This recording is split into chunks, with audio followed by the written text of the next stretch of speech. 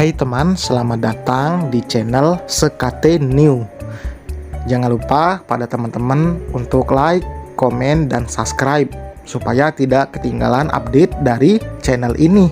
Mimin ucapkan terima kasih. Selamat menyaksikan. Rahangnya mengerat.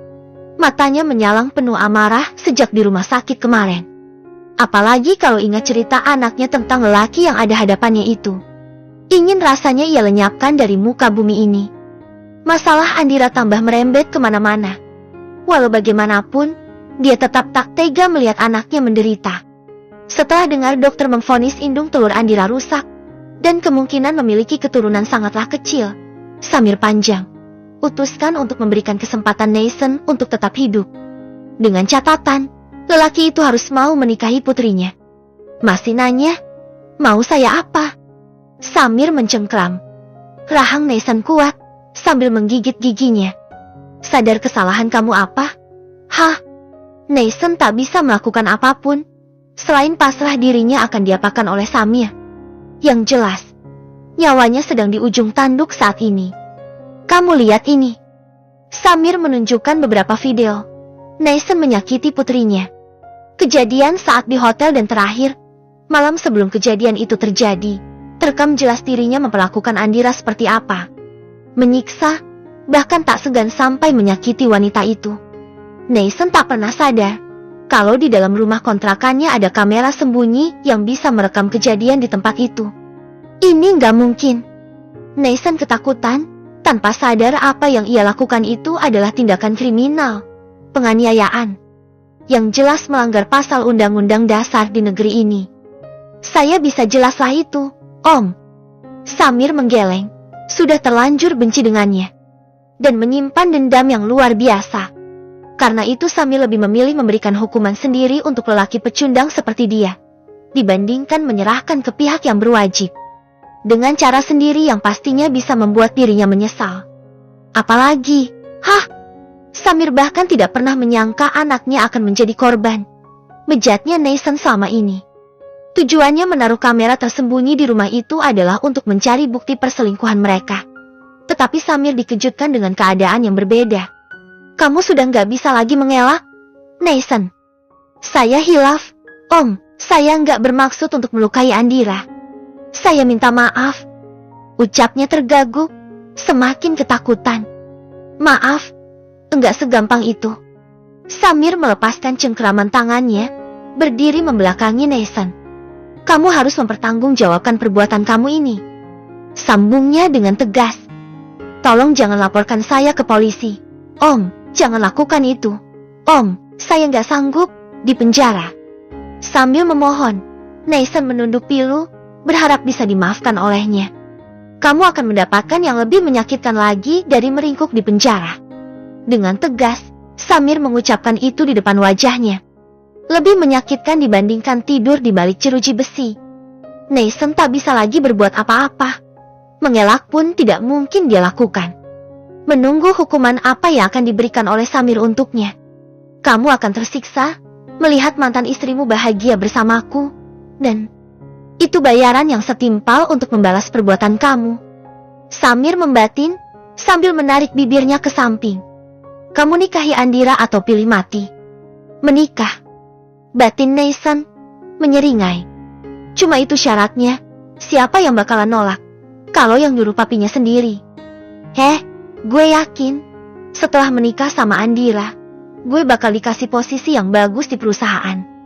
Neisen masih membatin, berandai-andai setelah ini. Cuma itu pilihannya. Saya bersedia, Om. Selamat datang di penderitaan kamu, Neisen. Siang itu, diantar oleh Hendra, Cantika datang ke sidang kelanjutan perceraiannya dengan Neisen. Berbeda dengan dirinya, sang suami tidak datang di sidang itu dan hanya diwakilkan oleh pengacaranya. Suasana tegang, tak lagi terelakkan. Manakala, hakim mulai membacakan ringkasan dari sidang-sidang sebelumnya. Sebelum membacakan keputusannya, ia berharap bisa memenangkan sidang ini, menyudahi drama perceraiannya dengan sang suami. Cantika capek kalau harus bolak-balik ke kantor pengadilan agama, sedangkan keadaannya kurang memungkinkan untuk terlalu lama berkendara. Hendra selaku pengacaranya tak henti memberikan support untuk tetap yakin dengan keputusannya. Dengan ini saya menyatakan permohonan cerai saudari Cantika terhadap suaminya dikabulkan. Berikut surat-suratnya, silahkan dipahami. Mendengar kalimat itu, air matanya luruh. Tak mudah untuk meluapkan rasa yang bergejolak dalam dadanya. Sebuah perjalanan yang sangat sulit untuk dilalui, meninggalkan harapan baru ke depannya. Ya Allah, terima kasih Engkau permudah jalannya. Cantika mengusap wajahnya dengan telapak tangan. Kini ia harus siap menghadapi rintangan ke depannya dengan status baru, yang sebagian orang akan memandangnya sebelah mata.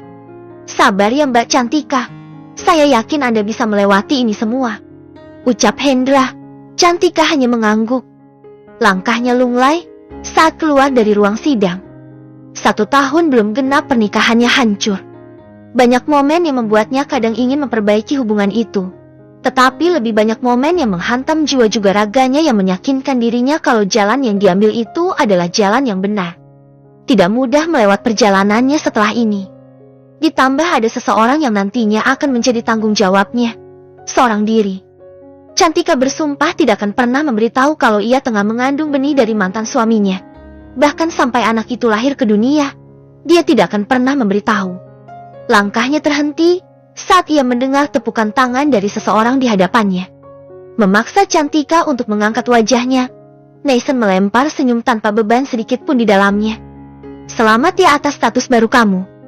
Tanpa sedikit pun rasa penyesalan Nathan mendekatinya, mengitari tubuhnya dengan bertepuk tangan. Seolah-olah ia baru saja menerima penghargaan. Setelah ini kamu bisa apa, Cantika? Kemudian menatap wajahnya dekat. Hidup menjadi seorang janda, seperti kamu. Apa salahnya? Sahut Cantika tak kalah tegas. Dia balas tatapan mata lelaki itu tajam, setajam silet. Giginya mengerat, mencoba untuk tetap waras menghadapi lelaki itu. Lebih baik aku jadi janda daripada punya laki-laki tukang selingkuh kayak kamu, sambungnya, meludah di samping. Sudah cukup kamu sakiti aku, dan sekarang aku akan berjuang untuk bangkit dari keterpurukan ini. Aku pastikan hidupmu gak akan tenang. Nathan tertawa lebar mendengarnya, karena batinnya setelah ini dia akan hidup enak. Banyak harta, menduduki posisi bagus di perusahaan papi mertuanya. Kamu salah besar, Cantika, sahutnya, memicingkan mata. Mantan suamimu ini akan menjadi jutawan, akan menjadi pewaris perusahaan terbesar di dunia periklanan. Camkan itu. Cantika mengerti ucapannya, paham apa yang dia maksud. Karena setelah ini Andira dan Nathan akan segera menikah. Tapi tak sedikit pun membuatnya terkejut. Dan kamu, siapa yang akan memungut kamu, ha? Nathan semakin kencang menertawakan mantan istrinya. Gak akan ada laki-laki yang mau sama kamu. Hah? Siapa yang bilang gak ada laki-laki yang mau sama dia? Ucap seseorang menyita perhatian mereka. Keduanya menoleh ke orang itu. Kedatangannya di tempat itu untuk menjemput Cantika, sekaligus untuk mengajak Cantika menemui seseorang yang sudah lama ingin bertemu dengan gadis itu. Tapi apa yang ia lihat? Justru perlakuan Nathan yang menyakitkan hati. Cuma lelaki bodoh yang menyanyikan wanita secantik dia.